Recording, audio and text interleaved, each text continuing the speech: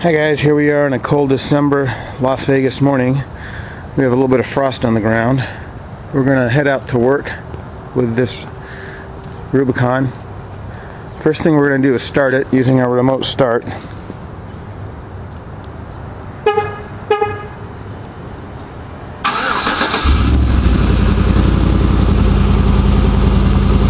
The remote start works exactly as it did originally. In fact, it is the same remote start, as does the security system, door locks, etc. Check out these new Metacloak 6-pack shocks and springs and suspension setup. Just put these on and I can tell you they really work well. They have an incredible amount of articulation. We were off-road last week and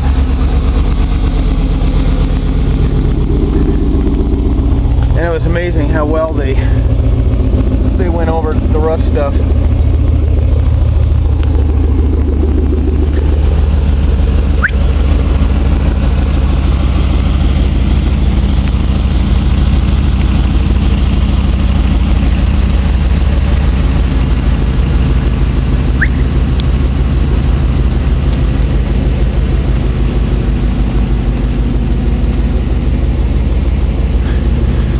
Alright, we got Mo. Let's get in the vehicle.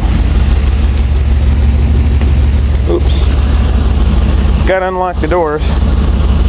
It does lock the doors just like the factory alarm.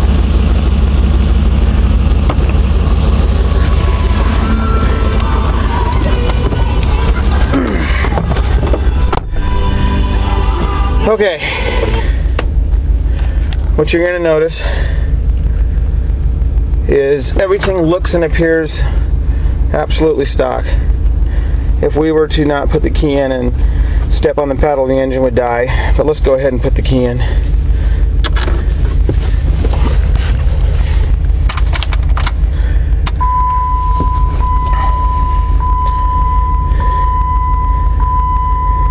The anti-grind feature is still functional. It's all functional. It's 37 degrees out right now. All the dash features are functional. Let's check out this this Prindle. We have got. Let me put my seatbelt on.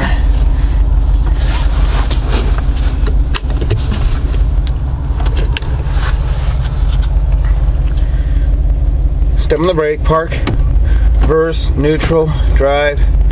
Second. First. Now, when we're in second, this is our manual mode, which activates this little tap shift switch over here, and I'm going to show you a demonstration of that. I'm also going to show you a short demonstration of this cruise control switch.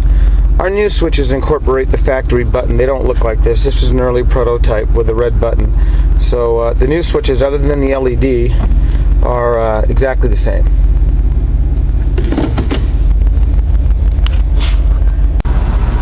Okay, so we're at 127 degrees, so we're going to take off. Let's clean the windshield off so we can see out of it.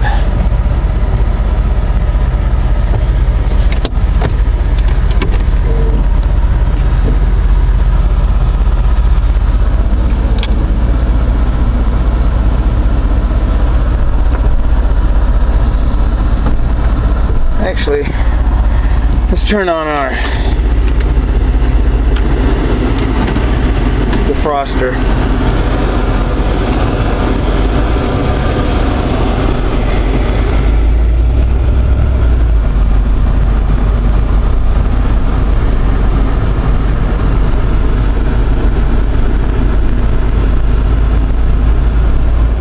You'll see our Aeroforce interceptor is set for current, gear, and temperature.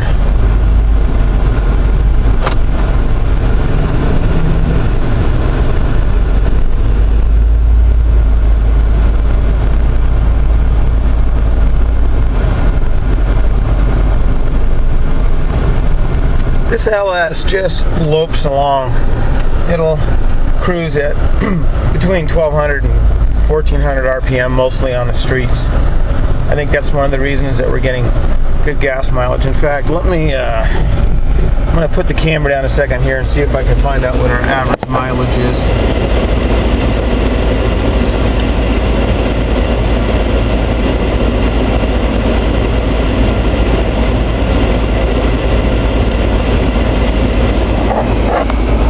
you go. You can see we are averaging 19.7 miles to the gallon according to this Aero Force Interceptor.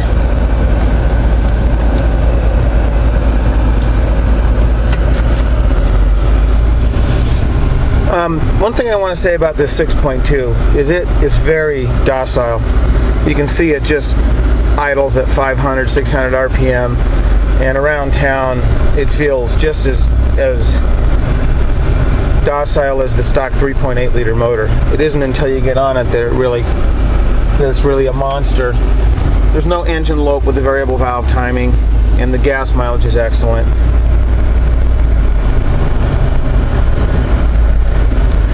Alright, let's turn our cruise control on. You'll notice the indicator light that is in the cruise control stock.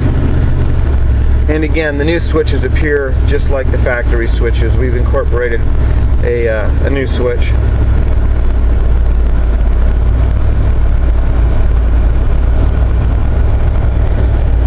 Alright, we're going to bring it back into second, which puts us into the manual mode. Now we're going to use our little tap shift switch. Well, actually, first thing I'm going to do is let's engage cruise control. We are now in the cruise control mode. We're going 33. Let me bump it up a couple. 34, 35. The precision of this cruise control is very good. It'll hold 1 mile an hour. Got a stop coming up. Tap on the switch. Cruise control's disengaged. We are now getting a little bit warm, so I'm going to back this off. You notice that our windows have been dehumidified.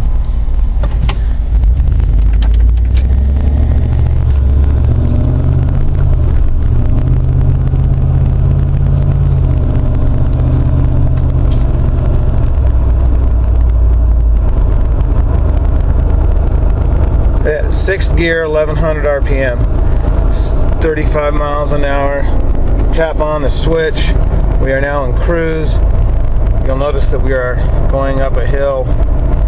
This cruise will hold this speed regardless of whether going up or downhill. That's one of the things I wanted to talk about was this factory OEM cruise control versus pedal modifiers. Now we're actually going about 37, so I'm going to tap it down 2. You'll see there is no oscillation. There is no target overshoot. It's right on. Pedal modifiers basically take the signal from the accelerator pedal position sensor and then add a rider onto it to increase or decrease your speed. It's not integrated into the transmission control module. It doesn't run through the body control module. It doesn't even run through the ECM. This setup, now you can see we're going up a hill here. It's putting it under more of a load, but maintaining exactly that speed. We tried pedal modifiers, we tried pedal pullers, we tried various other cruise control systems, and the bottom line was none of them were satisfactory. So we ended up going with the hard way, but the right way.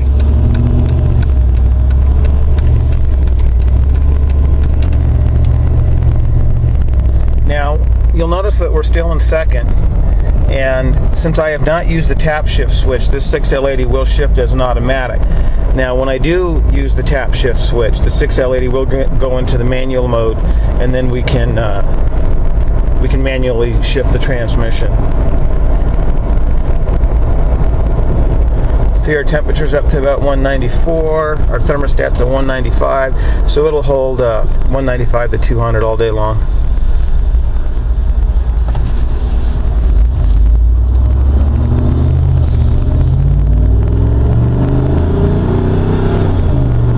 Getting to 45 is just too easy. Okay, 45, cruise control on. 1300 RPM in 6th gear.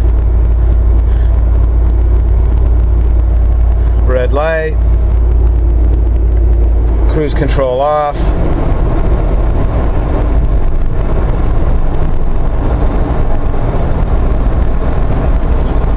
I'd like to get a short stretch of road here to demonstrate our tap shift in the cruise control mode. And what I'm trying to demonstrate is the fact, while in cruise control and upshifting and downshifting the transmission, all the calculations are made for you. RPM matching, speed control, something you can't achieve unless you're using these OEM setups.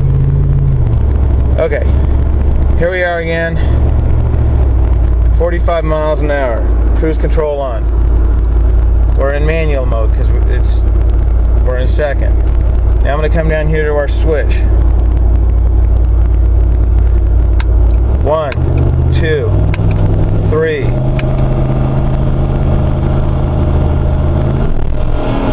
4. 45 miles an hour. 1, 2, 4th gear. 5th gear. 6th gear. Now you will notice we just went up to 5,000 RPM and our speed held within 1 mile an hour.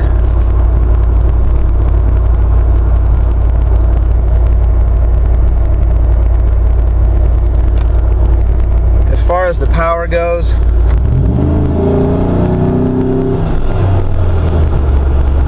just touch the throttle and you go.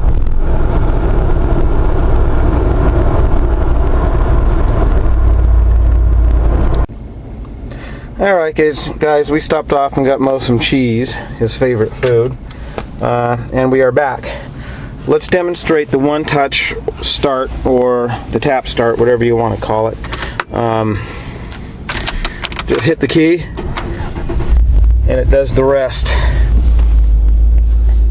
Mo looks a little bit cold. Let's get him some heat here. What I want to describe here is how stock everything works, right from the dashboard to the Prindle to the cruise control to the audio video system to the HiVac system. There's literally no difference between this Jeep and a stock JK, other than of course the amount of horsepower. And it took a lot of time and effort to integrate all those systems. Putting an engine in one of these and getting it to run good is not so hard. Right now I'm sitting here and I can hear this motor running, but I can barely feel it because we incorporated the hydraulic motor mounts. The whole goal of ours was to make this Jeep feel just like it came from the factory this way. And the difficult part was not the engine performance. The difficult part was the level of integration that we have. And you can't see it. And I guess we know we did our job if when you drive our Jeeps, you don't know that anything has been done or modified to them. And we've had plenty of people drive our Jeeps and not have a clue that the engine's been swapped out. This 6-speed, I was just driving a Hemi yesterday.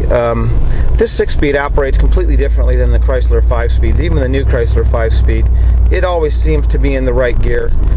It always keeps that RPM low when you're just cruising around. Touch the throttle and it's instant, it will react. I think that's one of the reasons we're getting such good gas mileage in this. And then of course, it just has incredible power. So for 400 horsepower to get more than 19 miles to the gallon, and the reliability that it has, whether it's hot out or cold out, I find it's the best combination engine that you can get for the JK, up to date. Maybe there will be a diesel down the road that will fit the bill, but I'll tell you, cruising through West Texas at 80 miles an hour in windstorms with this LS, it just make it so effortless. I don't think the diesel would. Well, the diesel might, depending on the diesel, but so far the LS I think is the most appropriate motor for this chassis. So I hope you found this video informative, and there will be some more coming up. Thanks.